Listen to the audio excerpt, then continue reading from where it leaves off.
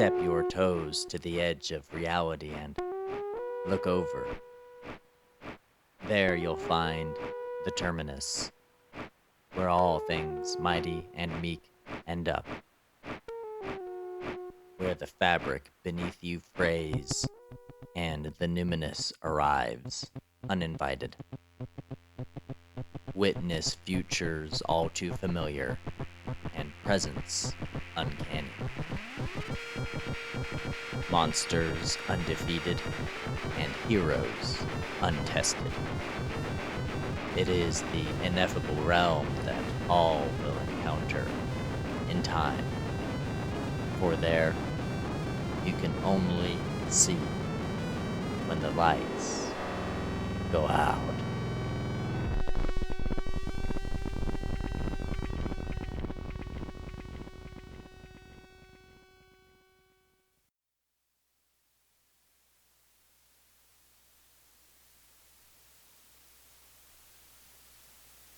We got on the trail around 9 a.m. My roommate, Tiller, insisted on 6 a.m., but I told him he was crazy. That was totally unnecessary. He had just got on this fitness kick. I don't know what puts the fire under people like that. We'd shared an apartment for 2 years in a small city near coastal Maine. And in that time, I don't think I ever saw him eat a vegetable or move faster than a laggard trot. But he did see us. I mean, my girlfriend and I. We weren't remarkably fit or anything like that, but we took care of ourselves and went on hikes most weekends when the weather was kind. So, one weekend he tells me he needs to lose 50 pounds. Well, he did need to lose 50 pounds, at least. Says he feels awful. He can't believe how far he's drifted since he was a kid. I think his age had a lot to do with this sudden shift. We were all young. That age right after college when we still needed help from our parents to pay for the apartment. That phase of life when alcohol was fuel and Pop-Tarts were a balanced breakfast. And sleep was optional. But poor Tiller was finally reaching the age when bad decisions start to hurt. And he'd made more of those decisions than most. So for him, it was time to get real about his health. I wasn't a fan of him third-wheeling our hikes, but Tiller wasn't a bad guy. I liked him. And I didn't want to throw any water on that fire right after it had been lit, so I said, yeah, Jill and I are going on a hike on Sunday, and you can come along. I talked to Jill, and she said she was cool with it. But I think it went unsaid that we were going to lower our expectations for this hike. I was pretty confident that he'd totally gas out after a couple miles, and hopefully that'd give him a second wake-up call. Let him know that he needed to start with a more reasonable fitness goal, like, I don't know, going for a walk around the block for once.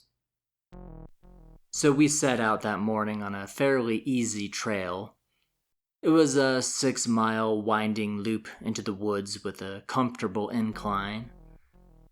I thought it'd be a good beginner hike. Narrow path, dense forest, so there'd be plenty of shade. If he had trouble keeping up, there were lots of pretty things for Jill to stop and photograph. And no matter where you were on the loop, the walk back to the car wouldn't be that far. Perfect. He drove out to the trailhead with his own car and showed up on time, which I appreciated. We only had to wait a few minutes before he pulled up in his little white commuter and stepped out of the car in the most sporty clothes he could find. Sandals, shorts, hoodie, and a disposable water bottle in each hand. "Oh man," he said, "it's flippin' beautiful out here." It was like he'd never been outside before. "Ooh, the air is so clean." Jill and I smirked at each other. It was cute. We left the trailhead a couple minutes later and started marching up the hill. There were only a couple of other cars in the dirt parking lot, so we'd be mostly alone. We could walk side by side at first. Jill and Tiller were chatting, catching up with each other. He'd been going through some stuff with his parents, but nothing crazy. His office job was going well, and he started reading The Hobbit, I think. He was in good spirits, I'd say.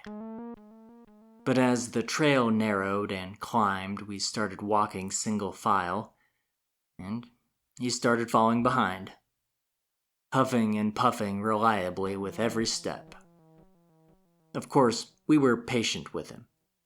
We knew what we were in for when we invited him along, and we didn't have any problem waiting for him to catch up, at least at first.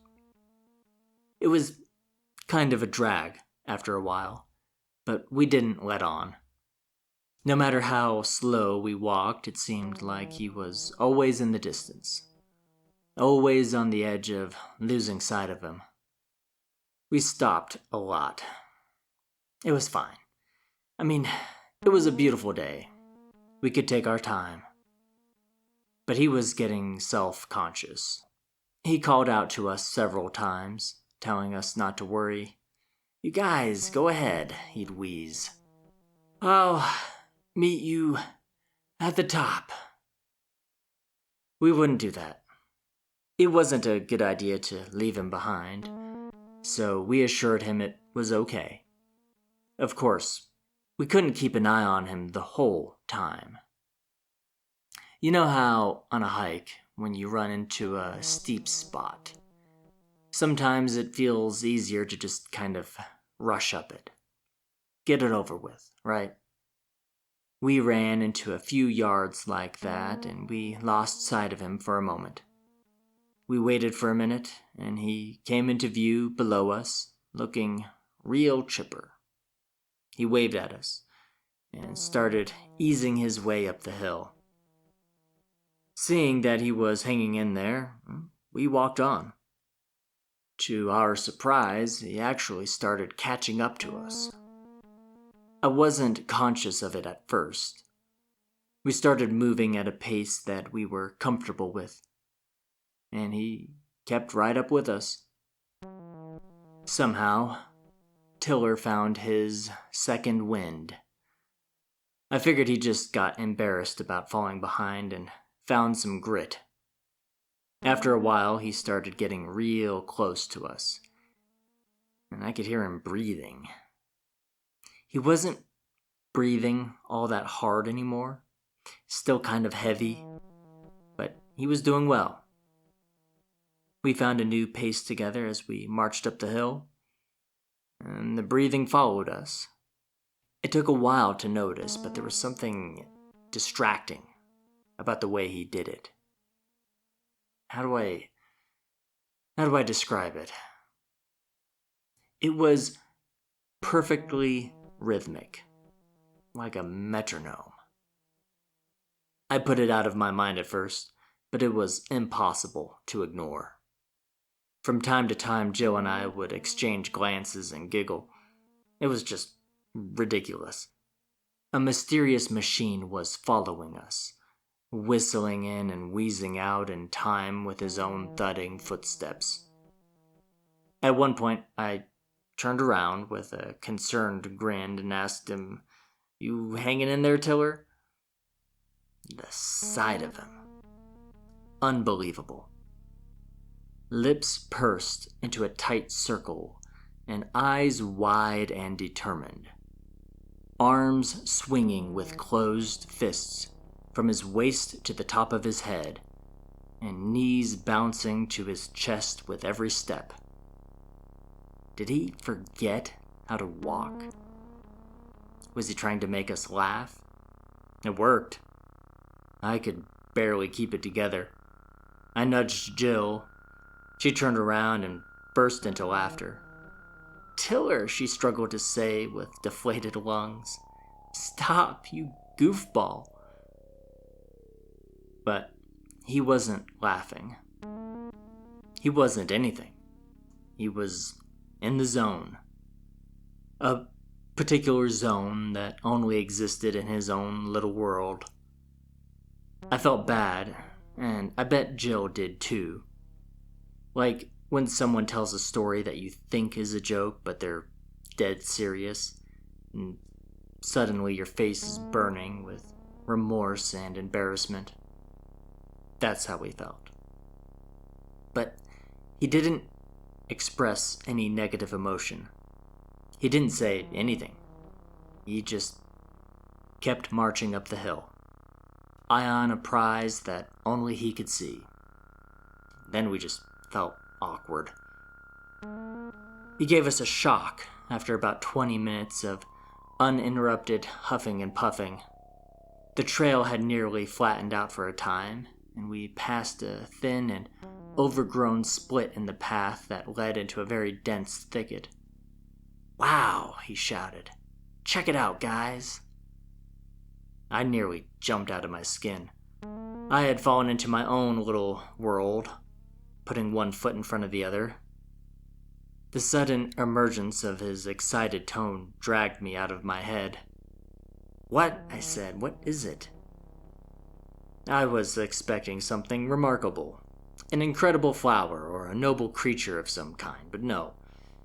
He was pointing at the split in the trail. "What do you think is down there?" he asked with awe. Jill and I looked at each other. Jill said, "Nothing special, I think. I can't imagine it goes far. In any case, it's probably a social trail. It's best to let the woods take it back." "No, no, no," he said with a smile. "There could be anything down there." Jill and I exchanged concerned glances again. He'd never talked this way before. "Listen, man," I said. "There's no telling where that goes, and we don't want to be out here too late." It was just an excuse. We had plenty of time to explore, but we just didn't want to. We had other things to do that day. "Ah, all right," Tiller replied. "You're right. Let's keep going." The trail was a lot easier after that. It was beginning to loop back to the trailhead and took on a gentle descent. And now that the hike wasn't sapping his energy, Tiller would not shut up. Every time we passed a social trail or a hunting trail, he'd beg us to go. "Oh, come on, guys," he'd say. "We have so much time. What's down there? Aren't you curious?" We shot him down so many times I lost track. And near the end, he started getting real frustrated. "No, come on, let's go." He was shooting air out of his nose like a spoiled child. After a while, I had enough. "Tiller," I said, "chill out. Are you fucking high? You got a car. You can come back here whenever you want. But now, just let it go, man. We're not into it."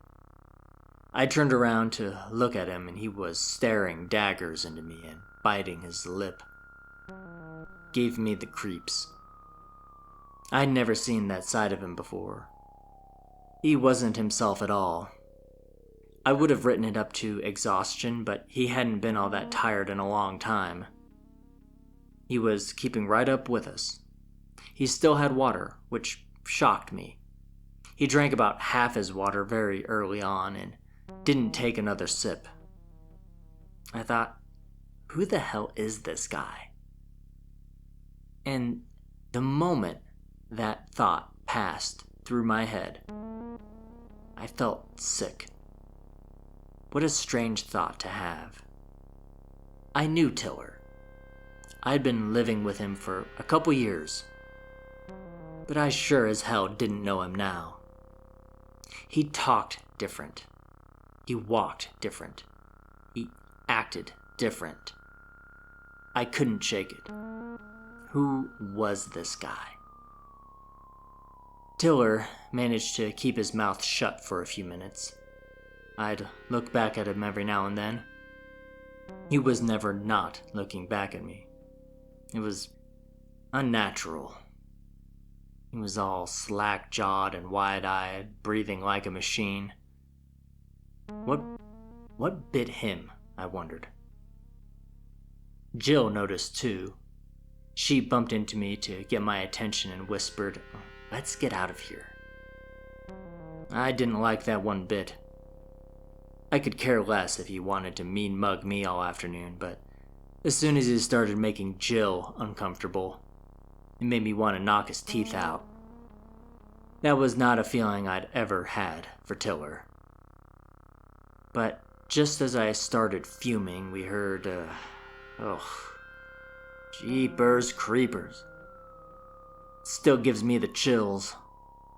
There was a shriek out of the woods. We froze on the trail and started looking up and down and side to side. Couldn't tell where it was coming from at first. I don't know if I've ever rationalized an event so quickly. I thought, that's an animal. That's definitely a critter. But then it happened again, and again. It was coming from our left, distant but clear. That was a scream. A woman's scream. Jill grabbed my arm.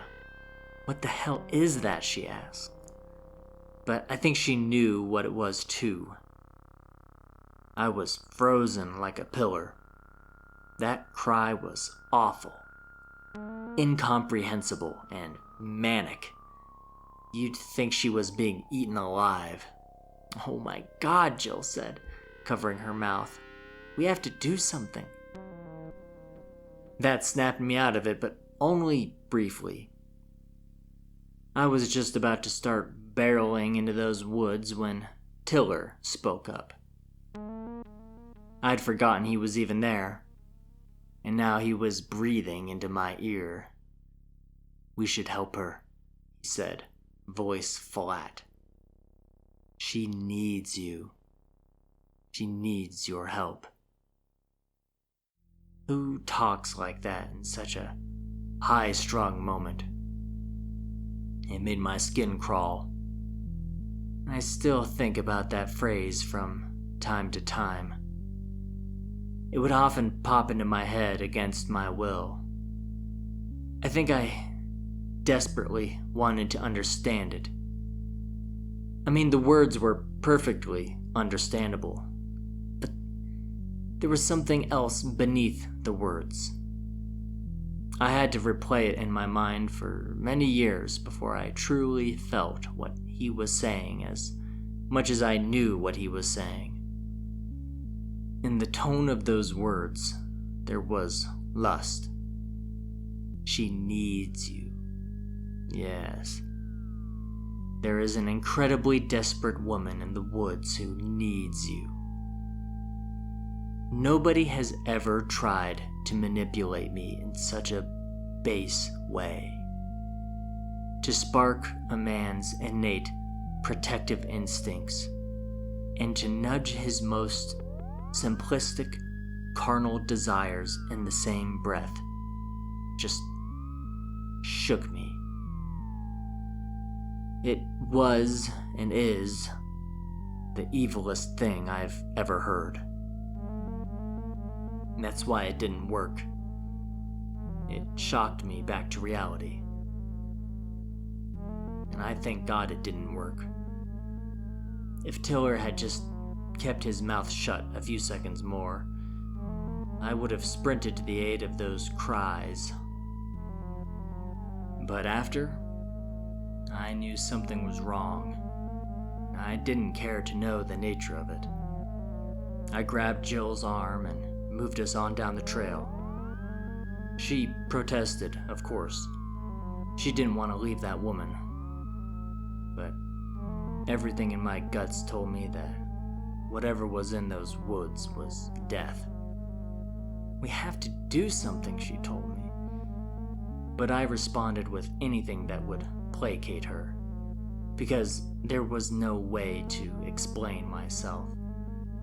I told her we can't help. I told her we had to find a cell signal and call for help.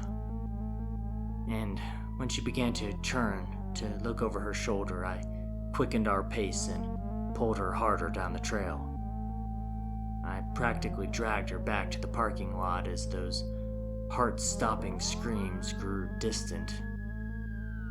I wouldn't let her look back until we reached the car.